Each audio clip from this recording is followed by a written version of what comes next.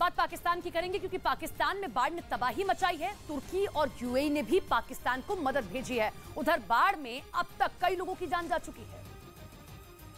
पाकिस्तान में बाढ़ से चारों ओर तबाही का मंजर है। इस विनाशकारी बाढ़ के कारण मरने वाले लोगों की संख्या लगातार बढ़ रही है।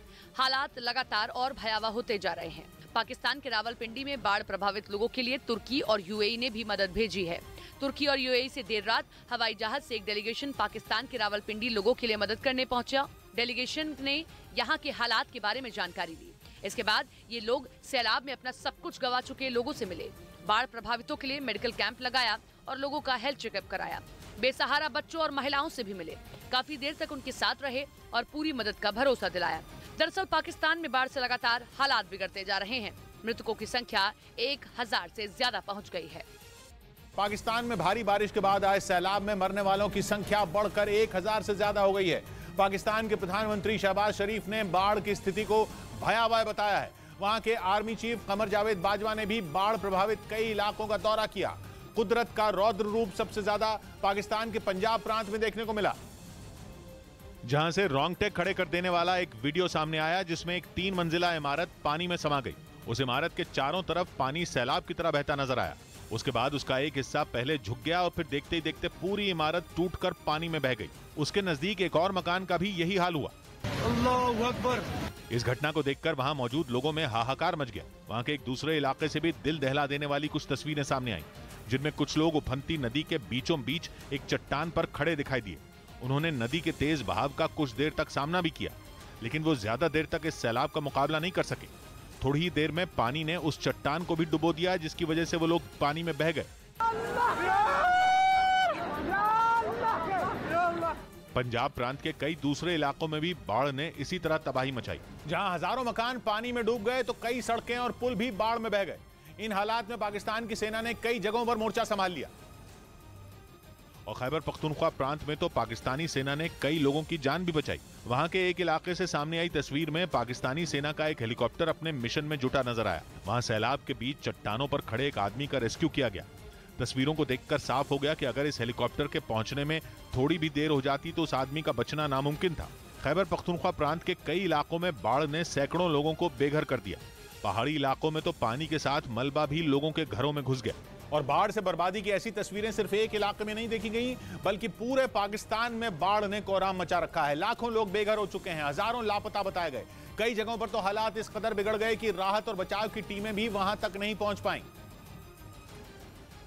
जिसके बाद पाकिस्तान की सेना ने हेलीकॉप्टरों के जरिए उन इलाकों में खाने पीने की चीजें पहुंचाई।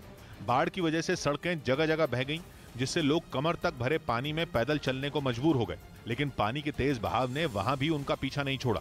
कई इलाकों में लोग बाढ़ में जहां तहां फंस गए, जिससे उनकी परेशानी और बढ़ गई। गांव इनके मुताबिक इस पानी के उस पार है जहां इनके घर गिर चुके हैं। असल में जून से ही पाकिस्तान में लगातार बारिश हो रही है, जिससे हालात बिगड़ते चले गए। धीरे धीरे सभी नदियों में उफान आ गया और फिर उसके पानी ने गांवों और शहरों को डुबोना शुरू कर दिया। गुलाम नबी आजाद ने पीएम की तारीफ की। कांग्रेस छोड़ चुके गुलाम नबी आजाद ने प्रधानमंत्री मोदी की तारीफ की और उन्हें अच्छा इंसान बताया। मोदी साहब को समझता था बड़ा क्रूड आदमी है, लेकिन कम से कम इंसानियत तो उसने दिखाई। गुजरात के बोटाद में एक अनाज के सरकारी गोदाम में आग लग गई, जिससे काफी अनाज जल गया। यूपी के गोंडा में पुलिस ने बड़ी मात्रा में विस्फोटक बरामद किया और इस मामले में 3 आरोपियों को गिरफ्तार कर लिया। मध्य प्रदेश में बारिश के बाद बाढ़ ने तबाही मचाई है। नर्मदापुरम के इटारसी सिंदूर इलाके में दर्शन करने आए श्रद्धालुओं की कार नदी के तेज बहाव में बह गई। नदी के तेज बहाव में बह रही कार का वीडियो नर्मदापुरम इटारसी तिलक सिंदूर का है। यहाँ दर्शन करने आए श्रद्धालुओं की कार नदी के तेज बहाव में बह गई। हालांकि कार में सवार 3 लोगों ने किसी तरह कूदकर अपनी जान बचाई। पथरौटा पुलिस ने मौके पर पहुंचकर कड़ी मशक्कत के बाद कार को नदी से बाहर निकाला। पुलिस के मुताबिक एक परिवार तिलक सिंदूर मंदिर में दर्शन के लिए जा रहे थे। मंदिर के कुछ दूरी पर नदी के तेज बहाव में कार बहने लगी और पानी का बहाव लगातार तेज होता गया, जिसे देख कार में सवार सभी लोगों ने कार से कूदकर अपनी जान बचाई। कार रपटे से पानी में बहकर करीब 1 किलोमीटर तक नदी में चली गई। कर्नाटक के कई जिलों में हुई बारिश ने लोगों की मुश्किलें बढ़ा दी। इस बीच मौसम विभाग ने राजधानी बेंगलुरु समेत राज्य के 19 जिलों के लिए येलो अलर्ट जारी कर दिया, जिसका मतलब यह कि इन जिलों में भारी बारिश की संभावना जताई गई है। और आसमान से आफत के रूप में बरसी बारिश का सबसे ज्यादा असर रामनगर जिले में देखने को मिला। वहां बेंगलुरु मैसूर हाईवे का तो बारिश से इतना बुरा हाल हो गया कि बड़ी बड़ी बसें भी पूरी तरह पानी में डूब गईं। उन बसों की सिर्फ छतें ही नजर आईं। ये खौफनाक तस्वीरें एक अंडरपास से सामने आईं, जहां से ये गाड़ियां गुजर रही थीं। बताया गया कि कई लोग उन बसों में सवार थे, जिन्हें आसपास के लोगों की मदद से किसी तरह बाहर निकाला गया और इस तरह उनकी जान बचाई गई। रामनगर जिले के कई दूसरे इलाकों में भी भारी बारिश ने लोगों के लिए मुसीबत का सबब बन गई, क्योंकि भारी बारिश के बाद सड़कों पर पानी सैलाब की तरह बहने लगा। वहां के एक दूसरे इलाके में बारिश के पानी में फंसकर एक गाड़ी देखते ही देखते पलट गई। इसके अलावा ट्रेन से ली गई कुछ तस्वीरें तो और भी डराने वाली थीं, जिनमें रेलवे ट्रैक के बेहद करीब पानी का रौद्र रूप दिखाई दिया। वहां बारिश के बाद नदी का जलस्तर इतना बढ़ गया कि उसका पानी खतरनाक तरीके से निचले इलाकों में फैलने लगा। कुछ लोग तो अपनी जान बचाने के लिए रेलवे ट्रैक के किनारे ही खड़े हो गए। हैदराबाद पुलिस ने यूपी और राजस्थान में ऑपरेशन चलाया। हैदराबाद पुलिस ने ऑनलाइन ठगी करने के आरोप में यूपी और राजस्थान से 4 आरोपियों को गिरफ्तार कर लिया। इनके पास से 9 करोड़ से ज्यादा की नकदी भी बरामद करने का दावा किया गया। राज्यसभा में विपक्ष के नेता मल्लिकार्जुन खड़गे ने नए उपराष्ट्रपति जगदीप धनखड़ से मुलाकात की और उन्हें बधाई दी। यूपी के आजमगढ़ में पुलिस ने मुठभेड़ के दौरान 25,000 के एक इनामी बदमाश को गिरफ्तार कर लिया। मिर्जापुर में गंगा का जलस्तर लगातार बढ़ रहा है, लेकिन कुछ युवक हाईटेंशन टावर और पुल से छलांग लगाकर स्टंट कर रहे हैं, जिसका वीडियो मिर्जापुर से सामने आया है। गंगा नदी में आई बाढ़ किसी के लिए मुसीबत तो कुछ लोगों के लिए स्टंटबाजी का अड्डा बन गया है। विंध्याचल मार्ग पर ओझला का पुल स्टंटबाजों के लिए एक अड्डा बन गया है। नदी के बीच बने पुल से स्टंटबाज अपनी जान की परवाह किए बिना करीब 30 फीट ऊंचे पुल से छलांग लगा रहे हैं। वहीं स्टंटबाजी करने वाले युवाओं को अपनी जान की परवाह नहीं है। नदी में और नहीं किसी प्रकार का कहीं पर भी स्टंट अलाउड है। अगर यदि कोई इस प्रकार का जो है संज्ञान में आएगा या आ रहा है तो उसके खिलाफ हम लोग लगातार वाचफुल होकर कार्रवाई करेंगे। नदी का पानी खेतों में भी भर गया है।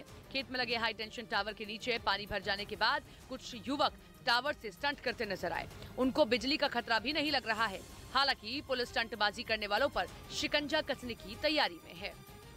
उत्तर प्रदेश में हुई जोरदार बारिश से गंगा नदी में ऐसा उफान आया कि वो सब कुछ डुबोने पर आमादा दिखाई दी। वाराणसी के कई घाट तो पानी में पूरी तरह डूब गए, जिसका वीडियो देखकर ऐसा लगा मानो वहां मौजूद मंदिर और घर नदी के बीच ही बनाए गए थे। ड्रोन से बनाए गए इस वीडियो में जहां तक निगाह गई सिर्फ और सिर्फ पानी नजर आया, जिसकी वजह से गंगा के किनारे बना मणिकर्णिका घाट तो डूबने की कगार पर आ गया। इसका जो प्रभाव है वो 124 गांवों में वाराणसी में देखा जा सकता है। वाराणसी में लगातार बढ़ते पानी की वजह से प्रशासन ने भी सख्ती दिखाई, जिसके तहत लोगों को घाटों से दूर रहने की चेतावनी दी गई। साथ ही मणिकर्णिका घाट में चिता जलाने के लिए नदी से दूर एक जगह पर व्यवस्था की गई। लेकिन नदियों में आया उफान सिर्फ वाराणसी नहीं बल्कि प्रयागराज में भी परेशानी का सबब बन गया। वहां तो मुश्किलें बढ़ाने में गंगा का साथ यमुना नदी ने भी दिया, जिसके बाद वहां भी नजारा वाराणसी जैसा ही दिखा। प्रयागराज गंगा और यमुना में आए उफान के बाद किसी टापू की तरह नजर आने लगा।